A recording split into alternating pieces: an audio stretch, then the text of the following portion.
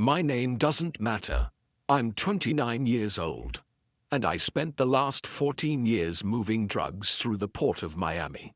Everyone thinks the cartels run the cocaine trade in South Florida, but that's the first lie they want you to believe. The real boss isn't a Colombian kingpin or a Mexican narco. He's a private banker in a $10,000 suit with an office on Brickell Avenue, and he's never touched a brick of cocaine in his life.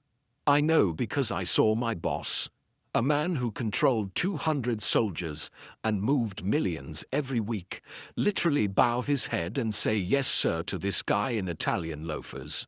Before I tell you how deep this rabbit hole goes, hit that subscribe button and turn on notifications. This story cost me everything: my freedom, my family, my future. The least you can do is make sure it reaches people who need to hear it. The system doesn't want you to know what I'm about to tell you, so subscribe now before this gets taken down. Because what you're about to hear isn't just my confession, it's the truth about who really runs the streets of America. I was born in 1995 in Little Havana, Miami. My parents escaped Cuba with nothing. My father worked 3 jobs. My mother cleaned mansions in Coral Gables where people spent more on pool maintenance than my parents made in a year. We lived in a 1-bedroom apartment on Carl Ocho, 3 of us plus my grandmother. The walls were thin, the AC barely worked. Summer nights, that humidity stuck to your skin like a second layer. But we had love. My mother cooked arroz con pollo with whatever she could afford. My father came home exhausted, but still helped with homework, still told stories about Cuba. They sacrificed everything for me. The American dream, right? Work hard, stay clean, get educated, and you'll make it. That dream died when I was 13. My father had a massive stroke. He was 42. 3 jobs and chronic stress don't care about age. He survived but couldn't work anymore. His right side was paralyzed. No insurance, hospital bills piled up. My mother tried to carry everything alone. I watched her age 10 years in 6 months. She'd fall asleep at the kitchen table in her cleaning uniform. We were drowning. Rent was late. Electricity got cut off twice. My grandmother needed medication we couldn't afford. I'd go to bed hungry, telling my mother I wasn't feeling well so she'd give my portion to my father. That's when hunger stops being physical. It becomes a weight in your chest reminding you how powerless you are. The neighborhood I grew up in isn't what tourists see. They come for cigar shops and cafetitas. They don't see families like mine, who did everything right and still ended up with nothing. They don't see the guys on corners in nice clothes, driving cars worth more than my family would make in a decade. Everyone knew what they did, and everyone knew they were the only ones with real money. I was 15 when Carlos approached me. He controlled drug distribution in our sector. He pulled up next to me in a black Mercedes S-Class, asked about my father, my mother. Then he got to the point. He needed someone young, smart, invisible to watch a corner, signal when cops came. $500 a week. Cash. My mother was killing herself for maybe $800 a month. I could make double that standing on a corner after school.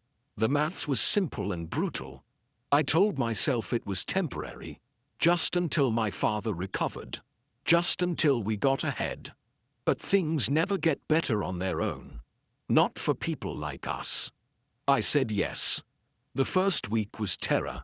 I stood on the corner watching cars, watching people. I had a prepaid phone. If I saw police, I'd text. That's it. But I felt like everyone could see what I was doing.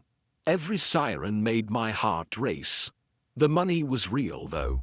Carlos handed me $500 bills. I stared at them for a full minute. That night I gave my mother $400, told her I got a restaurant job. She cried holding that money. I felt like the worst human being alive, but I also felt powerful. For the first time I could actually help. After 6 months I wasn't scared anymore.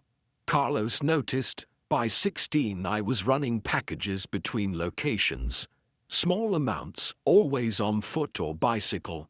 Pay went up to $800 a week.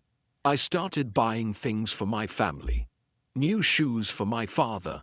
Medicine for my grandmother. Real groceries. My mother asked fewer questions than she should have. Poverty makes people blind to things they don't want to see. It makes them accept miracles without questioning where they came from. By 17 I was riding in cars, helping with deliveries. By 18 I was carrying a gun. The work had evolved. I was coordinating pickups from the port, managing distribution to street dealers. $2,000 a week. I was 20 and making more than most college graduates. I'd dropped out of high school. My parents were disappointed, but the mortgage I paid off on a house in Hialeah helped them swallow it. I told myself I was different. I wasn't flashy. I didn't wear chains or drive luxury cars. I saved money. I helped my family. I had a plan. Make enough to invest in something legitimate. Get out, go straight. But the deeper you go, the harder it gets to climb out. By 23, I was managing people. I had 15 working under me. I was responsible for distribution in 3 neighborhoods. That's when I met Rafael. Rafael was the man everyone answered to. He controlled the entire cartel operation in Miami-Dade County. Cuban like me. Second generation. He built an empire from nothing. He drove a Bentley Continental GT. He owned restaurants, clubs, car washes, all fronts. He had cops on payroll, politicians who owed favors, lawyers who made problems disappear. When Rafael chose me for his inner security team at 24, I thought I'd made it. I saw things most people never saw. The meetings, the money counts, the strategic planning. Rafael ran it like a Fortune 500 company. Spreadsheets, quarterly goals, performance metrics. The only difference was underperforming employees didn't get fired. They got buried. I witnessed my first execution at 25. A guy named Julio skimmed money from pickups. Not much, just a few thousand. But in Rafael's world, theft wasn't about amount. It was about principle. Rafael made an example. He gave the order calm as someone asking for coffee. 2 soldiers took Julio to the Everglades. I had to go. Julio begged. He cried. 2 shots to the head. We left him for the alligators. On the drive back, Rafael was on his phone talking about real estate. That's when I started to understand. This wasn't about drugs. Drugs were just the product. This was about power, control, building an empire hidden behind legitimate businesses. Rafael wasn't a street thug. He was a businessman who happened to traffic narcotics. For 3 years I was his shadow. I went everywhere with him. I sat outside rooms during meetings. I drove him to restaurants, to his mistress, to mansions in Star Island. I thought Rafael was the top of the food chain. Then came March 2024. I was 28. Rafael got a call on his encrypted phone. I could tell it was important. He told me we were going to Coconut Grove, to a private residence. When we arrived, this was old money, real money. The gate alone probably cost more than my parents' house. We were escorted inside by men in tailored Italian suits that cost 5 figures. The interior was marble and museum art. Then I saw him.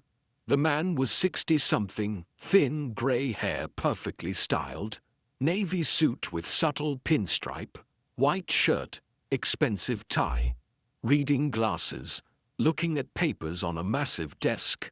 He looked like he should be running a hedge fund. Rafael walked up and his entire demeanor changed. Shoulders dropped. Voice got quieter, more respectful. He didn't quite bow, but close. The banker looked up, didn't smile, didn't offer his hand, just nodded and gestured to the chair. Raphael sat down like a student called to the principal's office. For an hour, I stood in the corner trying to be invisible, while the banker explained how the operation was changing. Spreadsheets on his laptop, projected on a screen, profit margins, loss ratios, efficiency metrics. He talked about diversifying, about crypto and international real estate. He mentioned politicians by name, judges, port officials. He spoke about them like employees. Raphael just nodded. Yes, sir. Of course. I'll handle it. Consider it done, sir. My world collapsed. Everything I thought I understood about power was an illusion. Raphael wasn't the boss. He was middle management. The real owner of this empire was a banker who'd probably never set foot in Little Havana, who'd never touched a kilo, who could order deaths with the same tone he used to order lunch. The next morning, Raphael called a meeting. He laid out new directives. Everything was changing. Then he added something that made my blood run cold. We were cleaning house. Anyone who knew too much, anyone who might become a liability, they were being removed. He handed out a list, 23 names, people who'd worked for years, people who'd been loyal, people who'd become inconvenient. The third name was my childhood best friend Miguel. Miguel and I grew up on the same block. We played dominoes on his abuela's porch. We shared our first cigarette behind the school at 12. When my father had his stroke, Miguel's family brought us food for 2 weeks. When his mother got deported, my family took him in for 3 months. We weren't just friends. We were brothers. The kind you only get when you survive the same streets, the same poverty, the same impossible choices. Miguel got into the business the same way I did, desperation and opportunity. He ran a crew of street dealers in Overtown, managed day-to-day distribution, good at his job, loyal, never caused problems. But Miguel talked too much when he drank. 3 weeks ago, at his cousin's birthday, after too many beers, he started running his mouth to some girl about the real money, about the suits downtown, about how the game was bigger than anyone knew. Someone heard. Someone always hears. In Raphael's world, loose lips didn't sink ships. They ended lives. The morning after I saw that list, I couldn't eat, couldn't sleep. Miguel's name, third from the top, tattooed on my eyelids. I knew what was coming. I'd seen the pattern. Make it look like enemy action, or like they were skimming. Clean, justified, a message to everyone else. Raphael called me 2 days later. His office was in the back of a Wynwood restaurant, one of those trendy places where people paid $20 for tacos. He was reviewing papers like a CEO. Didn't look up when I entered. I've got a situation requiring your personal attention. Miguel from Overtown. He's been talking. The banker called me directly. Said this is exactly the kind of loose end that brings federal attention. Needs to be handled today. My throat went dry. I'd known this was coming, but hearing it out loud was different. Raphael looked up, studied my face. I know you two have history. That's exactly why you're the right person. If anyone else does it, people might think we're paranoid. But if you do it, if Miguel's own friend handles it, it sends a clear message. Loyalty to the organization is above everything. Even friendship. Even family. It wasn't a request. It never was. I nodded, body on autopilot while my mind screamed. Raphael handed me a burner phone with Miguel's location. He's expecting you. Told him you wanted to meet, talk about an opportunity. He trusts you. Make it quick and clean. The banker wants this resolved before his next Port Authority meeting. Can't have distractions. I left feeling underwater. Everything muffled, distant. I drove through Miami traffic in a daze, the city's beauty suddenly looking like painted hell. I found Miguel at a small park in Overtown, sitting on a bench, smoking. When he saw me, his face lit up with that smile I'd known since we were kids. He walked to my car, casual, expecting good news. He got in the passenger seat. The car suddenly felt too small, air too thick. He talked about his daughter's quinceañera, about how expensive everything was getting, asking if the opportunity would help him afford it. His daughter, 14. I was her godfather. I drove toward the warehouse district, letting him talk, not hearing the words. He didn't suspect anything. Why would he? I was his brother. I parked behind an abandoned building. Miguel stopped talking, looked around confused. This is where the opportunity is.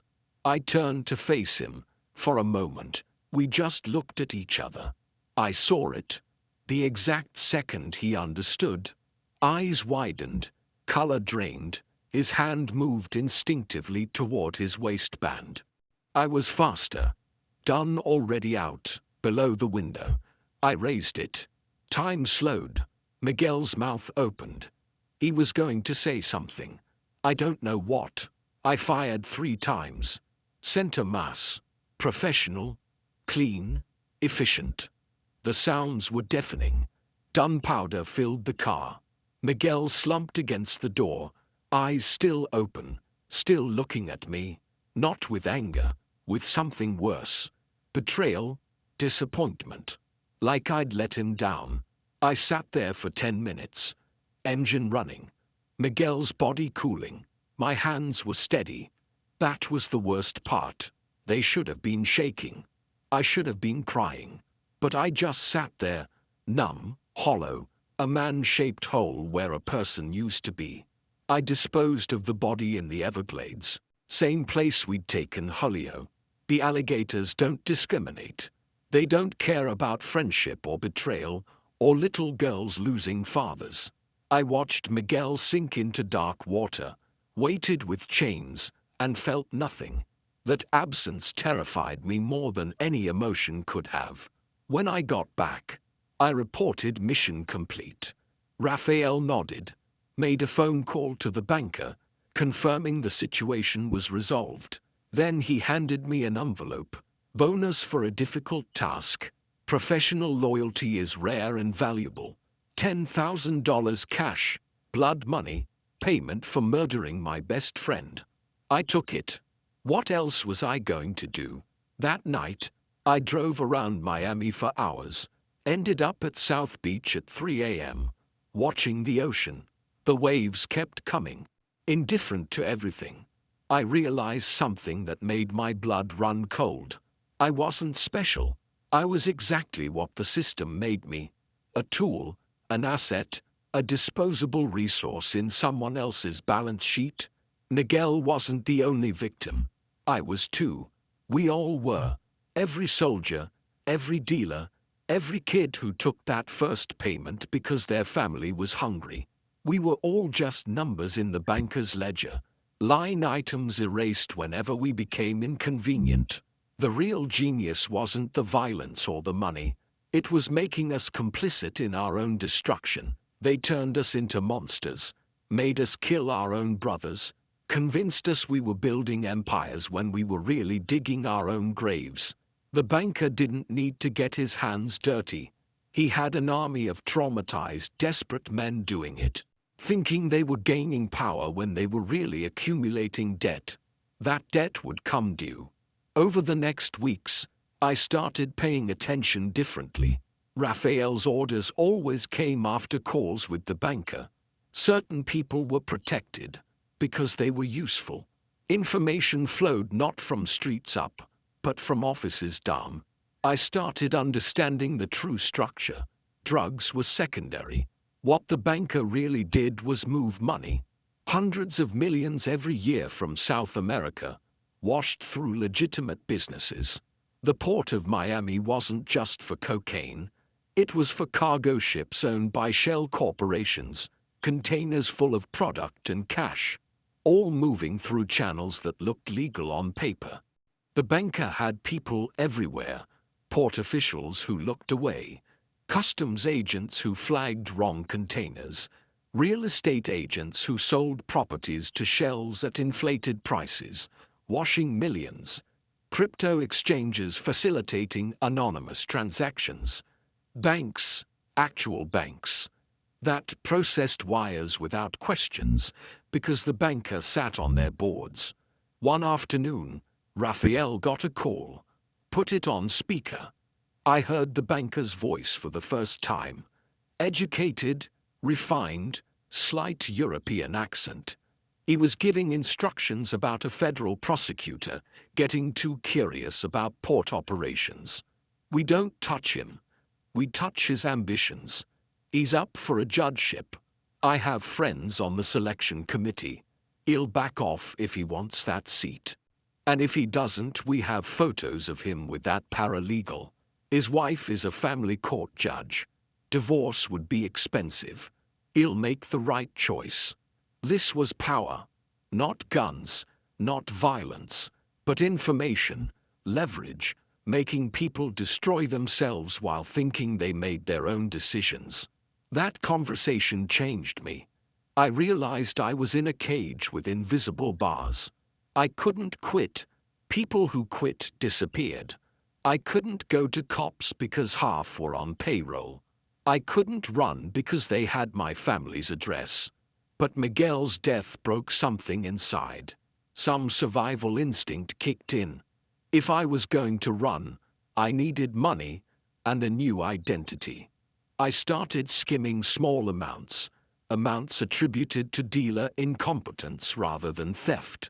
Over 6 months, I accumulated $80,000 hidden in a bag buried in my parents' backyard. I made contact with a guy in Fort Lauderdale who did documents. Good ones. $5,000 bought me birth certificate, social security card, driver's license, work history for David Martinez from San Antonio, Texas. I spent weeks memorizing my new biography, practicing signatures, erasing the old me. The plan was to disappear during a routine pickup. Long drives, minimal supervision, I'd just vanish. By the time they realized, I'd be on a bus heading north. I chose Atlanta, big enough to disappear, not obvious like New York or LA. I set the date, April 15th, 2025, tax day. Seemed appropriate. I'd been planning 7 months since Miguel. Every day was walking a tightrope, knowing one wrong move meant the Everglades. 3 days before escape, everything almost fell apart. Raphael called me in. The bankers concerned, discrepancies in accounts, small amounts, consistent, pattern suggests internal theft. My heart stopped, face stayed neutral. I'd been so careful. We're auditing everyone. You'll need to account for every pickup in 6 months. Details, amounts, times. Raphael looked at me carefully. I vouched for you. Don't make me look bad. I spent 2 days in panic, creating false documentation, double-checking tracks. But I knew the window was closing. I couldn't wait until the 15th. It had to be now. On April 12th, I volunteered for a Fort Lauderdale pickup. 50 kilos, routine operation. I took the company car, drove north, met the contact, loaded product. But instead of returning to Miami, I took I-95 north, ditched the car at a rest stop near West Palm, walked 2 miles, caught a Greyhound to Atlanta. 26 hours on that bus, convinced every person was a spotter, every cop was coming for me. I had $80,000 in cash, documents saying I was David Martinez, and nothing else. No phone, no cards, no connection to my old life. When the bus pulled into Atlanta, I walked out into a city I'd never been to, carrying everything that remained. I was 29 years old. I'd just committed suicide. The old me was dead. David Martinez was born in a Greyhound station. For the first time in 14 years, I was free. Or at least, that's what I told myself. Atlanta was a different world. Different humidity, different accent, different rhythm. I rented a room in a Bankhead boarding house, paying cash for 3 months. The landlord was an older woman who asked no questions. My room was barely bigger than a closet, window looking onto a parking lot, but it was mine. No violence, no Raphael, no banker. The first weeks were hell. I'd wake at 3 a.m. in panic, convinced I heard footsteps. Every car that slowed down was coming for me. Every stranger who looked twice was a spotter from Miami. I'd lie awake sweating, replaying Miguel's face the moment he understood. The guilt was physical, a weight on my chest making breathing difficult. But humans adapt. After a month, panic attacks decreased. After 2 months, I could sleep through most nights.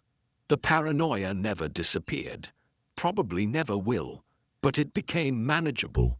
Background noise instead of screaming alarm. I needed work. The money wouldn't last forever, and sitting idle was dangerous. I found a warehouse job in Doraville, loading trucks for a logistics company. Brutal work, 10-hour shifts, repetitive physical, but honest. No one asked about my past. I was just another body moving boxes. The legitimacy was intoxicating. Wake up, work, get paid with a check that had taxes taken out, come home exhausted. It was boring. It was beautiful. For the first time since 15, I wasn't looking over my shoulder every second. I wasn't calculating angles, watching for threats, anticipating violence. I was just existing. I made a rule: no connections, no friends, no relationships, nothing that could become liability. I was polite but distant with co-workers. Didn't go out after work. Didn't date. I was a ghost haunting my own life. That strategy worked for 18 months.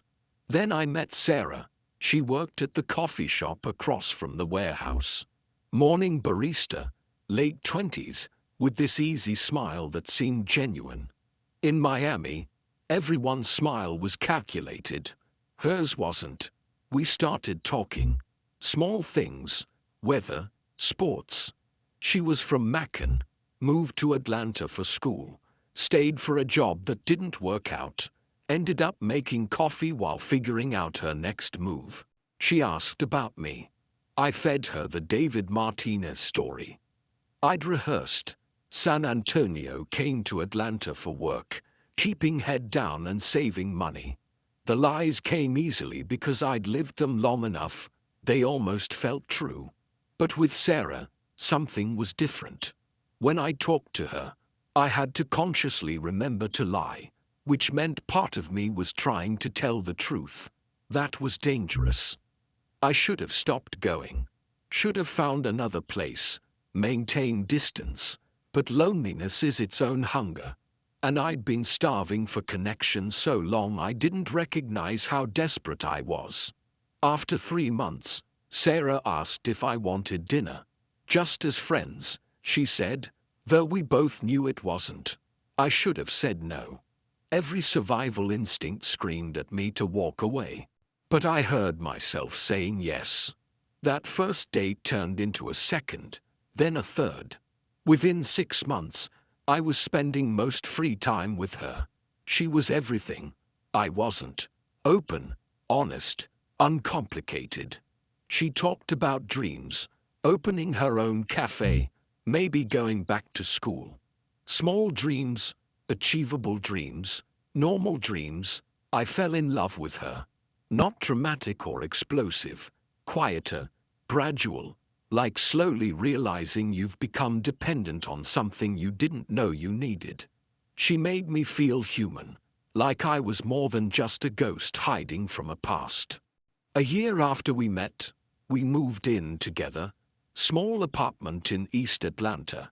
Sarah kept talking about the future, about plans, about permanence, and I kept lying, kept maintaining the David Martinez fiction, kept building life on sand.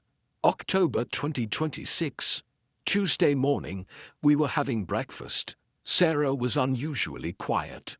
Then she put down her coffee and looked at me with nervous excitement. "I'm pregnant."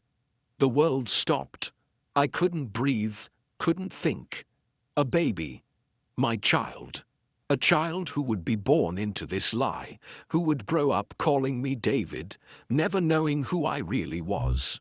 A child who would become leverage, weakness, a target. But Sarah was smiling, crying happy tears, and I couldn't tell her any of that. So I smiled back, held her, told her it was wonderful. Part of me meant it. Part of me desperately wanted the life David Martinez could have.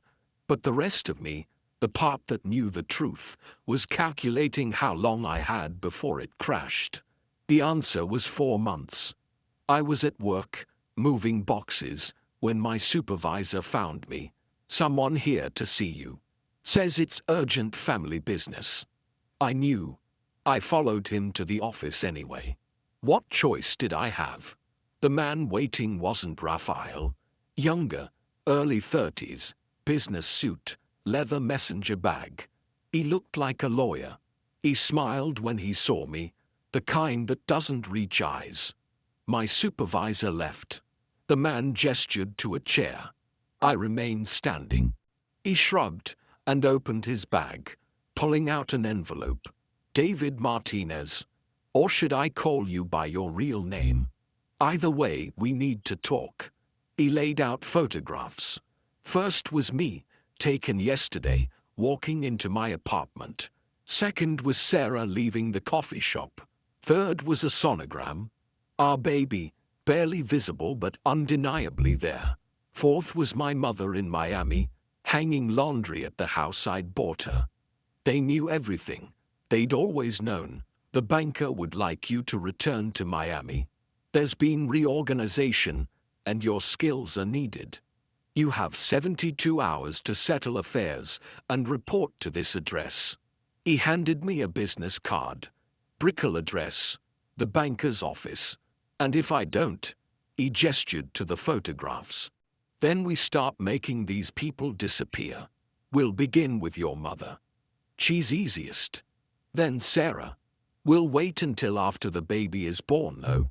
The banker doesn't like eliminating pregnant women. Old-fashioned ethics. But once the child is born, well, loose ends get tied up. All of them. He stood, buttoned his jacket, headed for the door, then paused. "Oh, and David, the banker wanted me to tell you something. You should understand by now that you were never free. Freedom was always an illusion. You were an asset temporarily on loan to yourself, and now it's time to return to the portfolio. He said you're smart, so you'll make the smart choice." He left. I stood there surrounded by ruins of the life I'd tried to build.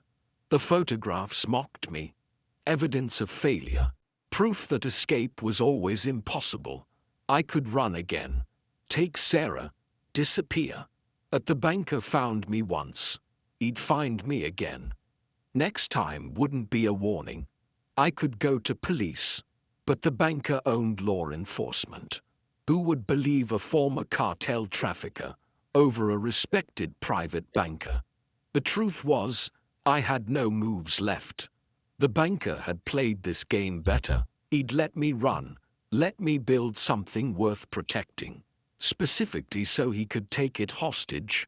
A man with nothing can't be controlled, but a man with everything, that man will do anything to protect what he loves. That night, I told Sarah I had to go to Miami for family business. I told her I'd explain when I got back. She kissed me goodbye and told me to be safe. I tasted the lie in my mouth, bitter as poison. I flew to Miami the next morning. What was I going to do? Spend 2 more days pretending? The Brickell address led to a glass tower. The banker's office was on the 30th floor, view of Biscayne Bay that cost more than most make in a lifetime. He was sitting behind his desk, looking exactly as I remembered, grey hair, expensive suit, reading glasses, casual arrogance. He didn't stand, didn't shake my hand, just gestured to a chair. I'm glad you made the right choice. Sit down. We have much to discuss about your future with the organization. I sat. What choice did I have? For the next hour, he explained my new role. I wouldn't be going back to streets. That was over. Instead, I'd work in one of his legitimate businesses, managing financial structures that kept the operation running. My experience, my knowledge of ground-level operations would be valuable in optimizing the system. It was a promotion. From street soldier to office worker. From violence to spreadsheets. I'd be paid well, given a title, a desk, a normal-looking life. And in exchange, I'd help the banker build his empire, help him destroy more lives. And my family? Sarah? The baby? The banker smiled. They'll be fine, as long as you perform. Consider them insurance, guarantee of your continued cooperation. You'll be allowed to visit Atlanta once a month. Under supervision, of course. But you'll watch your child grow up. From a distance, but still. He stood. Welcome back. Your office is on the 15th floor. Start tomorrow. 9 a.m. sharp. That was 6 months ago. I'm 30 now. I work in a Brickell office, managing shell corporations for a criminal empire. I wear a suit. I have business cards. To anyone watching, I'm a successful financial analyst. Sarah had the baby 3 months ago. A girl, Emma. I've seen her twice, both with one of the banker's men watching. Sarah doesn't understand why I can't come home. She's starting not to believe me. My mother is still in Miami. Unaware how close she came to death. She's proud of me. Thinks I've gone straight. She doesn't know I'm more trapped than ever. This confession is the only freedom I have. I'm recording on a laptop they don't know about. When I'm done, I'll upload it and hope someone understands. The war on drugs is a lie. It's not about stopping drugs. It's about controlling who profits. The people on TV, the street dealers, the cartel lieutenants, they're not the enemy. They're the sacrifice, the disposable assets, the faces shown so you don't look at real power. Real power is in offices like this. In banks, law firms, real estate companies, in political campaigns, and federal contracts, and offshore accounts. The drugs are just the product. The real business is control, and the genius is making us complicit. They take poor kids like me, who just wanted to help families, and turn us into killers. Make us murder our own friends, destroy our own communities, thinking we're getting ahead. We're not. We're just tools. I killed my best friend for these people. I abandoned the woman I love, and my daughter. I'll probably die for them, and the banker will never face justice. He'll die old and wealthy, remembered as a pillar of the community. That's the truth they don't want you to know. Real criminals aren't in streets.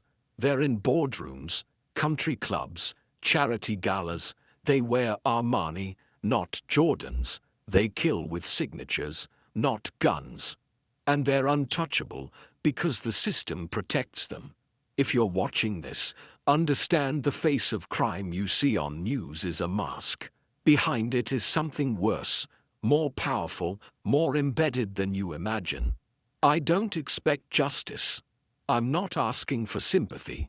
What I'm asking for is awareness. See the system for what it is.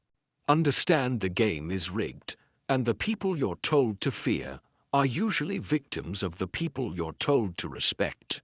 My name doesn't matter. But my story does. Not because I'm special, but because I'm not.